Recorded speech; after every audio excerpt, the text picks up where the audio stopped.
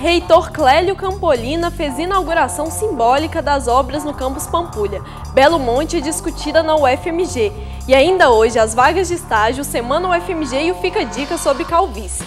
É agora no Circuito UFMG.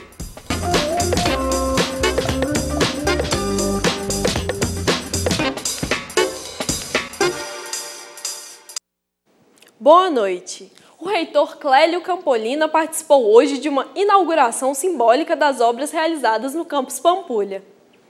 No último dia de reitorado, Clélio Campolina convocou membros da diretoria para apresentar um balanço dos 150 milhões em obras que foram concluídas durante a gestão e inaugurou simbolicamente os próximos projetos que serão executados no campus Pampulha da universidade. Campolina ainda se emocionou ao final da cerimônia, que marca o encerramento de suas atividades como reitor. Eu estou convencido que a realização pessoal é uma combinação de trabalho e amor. Amar no sentido amplo da palavra, de solidariedade, de afeto, etc. De maneira que eu quero deixar aqui de público registrado o meu profundo agradecimento a essas pessoas com que eu trabalhei nos últimos anos. Estou um pouco emocionado, porque sou meio assim. Então é isso que eu tinha a dizer, não quero me alongar muito, quero que a professora Roxana talvez queira falar.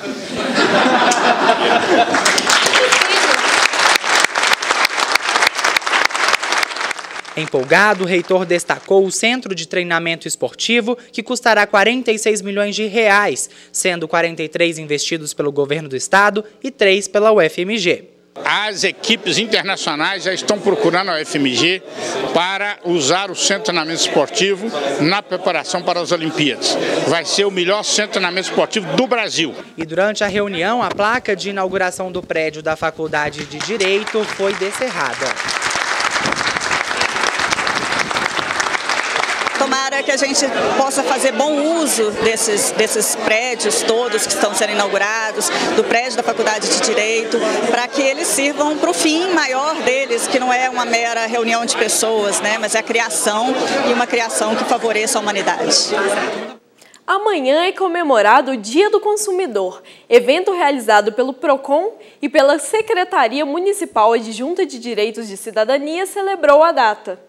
Consumidor, indivíduo, grupo de pessoas ou empresas que compram produtos ou contratam serviços para o próprio uso. E por lei, esses consumidores têm direitos em relação ao que compram, mas é só sair nas ruas para ver que nem sempre esses direitos são respeitados. Minha filha comprou no Ricardo, no Barreiro, que eu moro no Barreiro. E o notebook chegou lá em casa e estava todo em português, não, tudo em inglês. Então, queria passar português, não teve jeito. Ela tentou, aí apagou tudo. E aí, nos dias que ela comprou, né? Aí ela voltou, não quis trocar outro para ela, mandou ela para uma autorizada que tem ali na Amazonas, ali com... Aquele meio ali para cá do Pio 12 ali, tem um autorizado da Samsung ali. Aí ela foi lá, levou lá, tá lá, nem pegou ainda para arrumar, comprou, vai pegar coisa consertada. Eu falei com ela, só minha filha, se fosse eu, é a casa de justiça. Direito do consumidor, né, que sempre eu vejo na televisão. Ela não pensou em procurar o PROCON? Pensou não. Eu falei com ela. Falei assim, ah não mãe, eu vou lá, vai dar muito trabalho. Mandou uma conta para mim que cresceu muito. Aí eu fui reclamar uma coisa que eu não pedi, um serviço que eu não pedi e foi difícil demais cancelar. Eu estive lá muitas vezes, ligava, ficava esperando, eles passavam de um atendente para outra, e nunca aí eu tive que brigar muito. Estou recebendo uma conta da GVT e uma conta da Oi. Eu estou pagando a GVT e a Oi está me cobrando. Agora eu já ia na Oi de novo, eu vi esse negócio aqui, eu vou aproveitar e dar mais uma... Mas aí ele me aconselhou a procurar o BH Resolve para ver se eu consigo. De acordo com a última pesquisa realizada pelo PROCON Assembleia sobre a insatisfação do consumidor da região metropolitana, as principais reclamações estão relacionadas à telefonia celular e fixa. Ao todo foram registradas 6.364 reclamações. Em segundo lugar estão os cartões de crédito. Ao todo são 4.727 clientes insatisfeitos. E em terceiro lugar, com 2.799 reclamações, estão os eletrodomésticos e eletrônicos. De acordo com a coordenadora do PROCON BH, para evitar transtornos futuros, é necessário tomar alguns cuidados antes mesmo de fazer a compra ou contratar algum serviço. Antes de consumir um produto, comprar, assinar contrato, o consumidor, apesar de estarmos com 23 anos que o Código de Defesa do Consumidor entrou em vigor no país, o consumidor ainda é desatento. Ele assina contrato sem ler, ele não observa, ele não pesquisa idoneidade de empresas. Então, primeiro é isso, olhar com quem que ele está fazendo a relação dele de consumo. Se a empresa é idônea, procurar o PROCON, nós temos um cadastro aberto para informar ao consumidor, pesquisar juros, testar produtos quando ele compra, olhar onde ele está comprando, cuidado na compra por internet, sabe? Porque nós temos sites que não são idôneos. Além disso, este professor de Direito Econômico frisa a importância de saber quando os direitos estão sendo violados. O Código de Defesa do Consumidor relaciona uma série de direitos para que o consumidor tenha uma relação protegida e equilibrada com o fornecedor. Vários direitos até hoje são violados pelo fornecedor.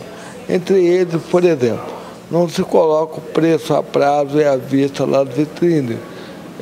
Tanto é que uma das campanhas que o PROCON estadual vem realizando é a fim de efetivar tal direito. Campanha educativa. Outro direito que é violado é o direito de arrependimento. Quando o consumidor compra bens ou serviços fora do estabelecimento comercial, ele tem um direito de 7 dias de arrepender. Em geral, os fornecedores trazem uma série de problemas, para que se exerça esse direito de arrependimento. A venda casada, por vezes, você é obrigado a comprar um bem ou um serviço e levar outro bem ou serviço. Por exemplo, quando nós vamos numa boate ou num bar temático, se obriga, além da entrada, a uma consumação mínima. Então, são uma série de direitos que até hoje, infelizmente, são violados em face que o direito do consumidor está evoluído na legislação, mas na prática, ou seja, na eficácia da norma, falta de uma estrutura social e estatal ainda está bastante a desejar. E hoje é o Dia do Careca e você confere o último Fica a Dica para combater a calvície. Na dica desta sexta, os mitos e verdades sobre a calvície.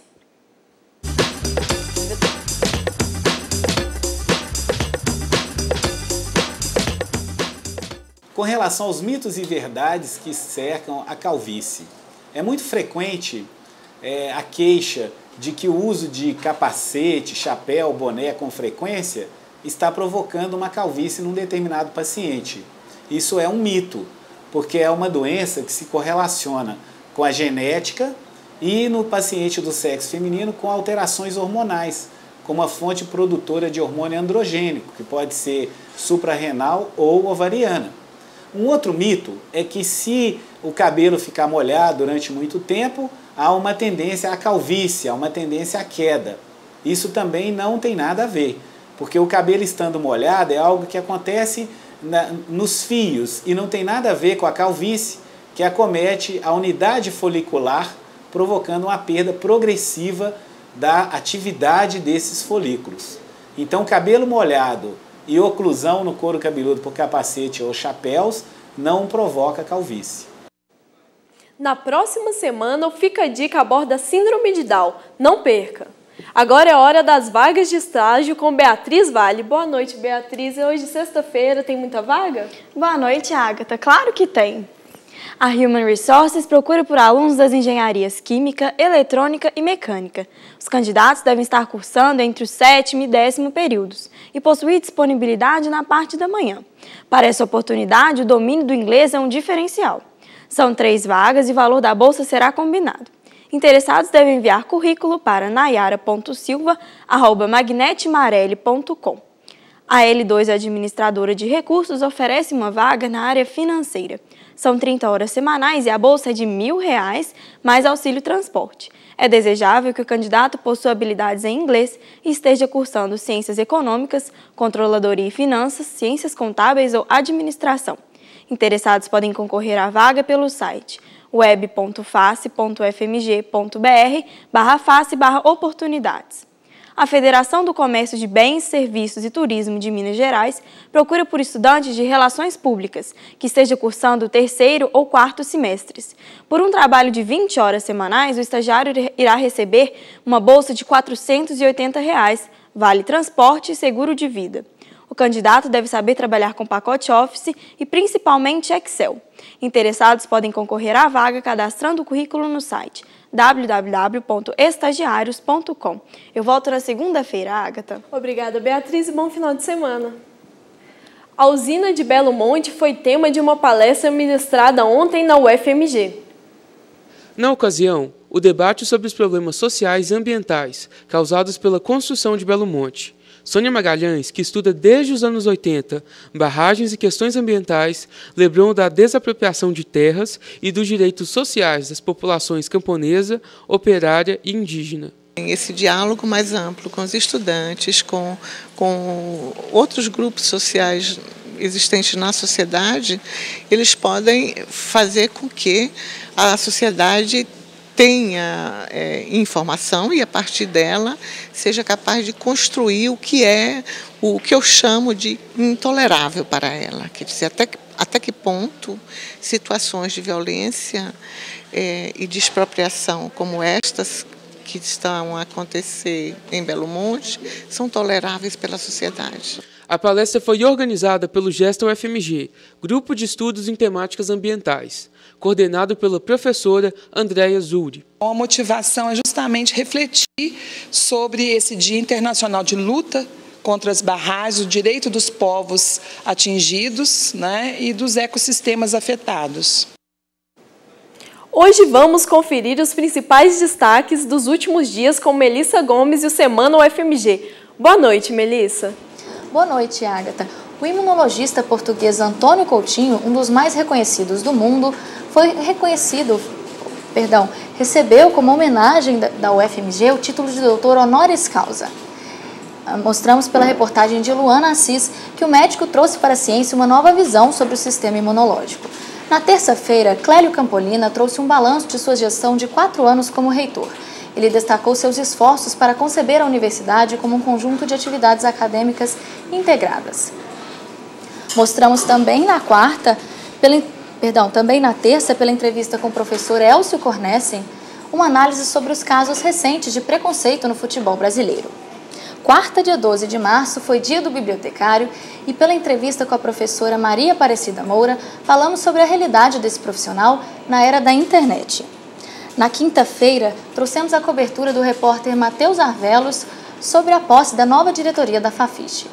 Matheus noticiou também em primeira mão a nomeação pela presidente Dilma Rousseff de Clélio Campolina como novo ministro de Ciência e Tecnologia.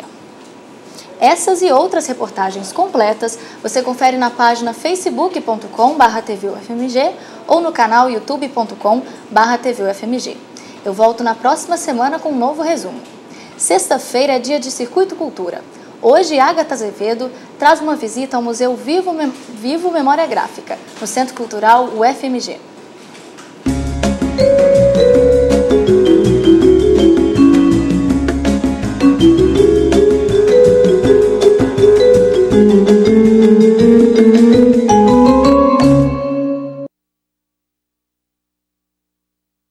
Guardar a memória da impressão gráfica brasileira e, mais do que isso, mantê-la viva e a pleno vapor. É isso que já faz há quase 3 anos o Museu Vivo Memória Gráfica. Vamos conhecer?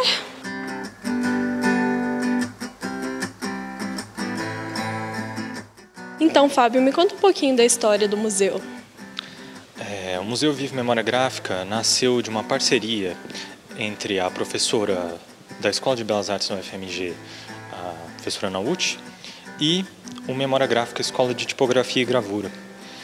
A Memória Gráfica se dedicou durante 10 anos a ensinar aos internos de uma prisão juvenil do Horto as artes do livro e a da impressão. Então lá eles faziam composição, impressão tipográfica, encadernação, gravura. E nascida dessa união, O Memória Gráfica, o Museu Vivo Memória Gráfica integra hoje o Centro Cultural UFMG. Como é que funciona esse processo de composição tipográfica aqui no Parque Gráfico? O processo de composição tipográfica consiste na reunião de matrizes pré-fabricadas de chumbo, cujo topo possui uma letra gravada. Essas matrizes são reunidas em uma chapa e após a reunião dessas matrizes elas são pressionadas umas contra as outras no que a gente chama de rama. Após a montagem da rama, é iniciada a impressão.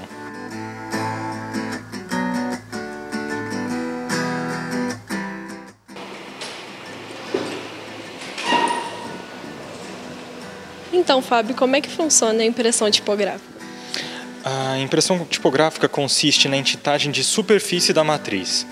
Vocês viram na composição que cada matriz de chumbo ela possui um alto relevo gravado e é nesse topo, nessa superfície em que é depositada a tinta pelo rolo da máquina e depois, em contato superficial com o papel, ocorre a impressão. No caso da programação do Centro Cultural, o processo demora entre 1 e 2 semanas de trabalho intensivo, porque como são 4 cores de impressão, 2 na frente e 2 no verso, nós temos 4 rodadas de impressão de 600 exemplares cada uma, o que totaliza 2.400 impressões.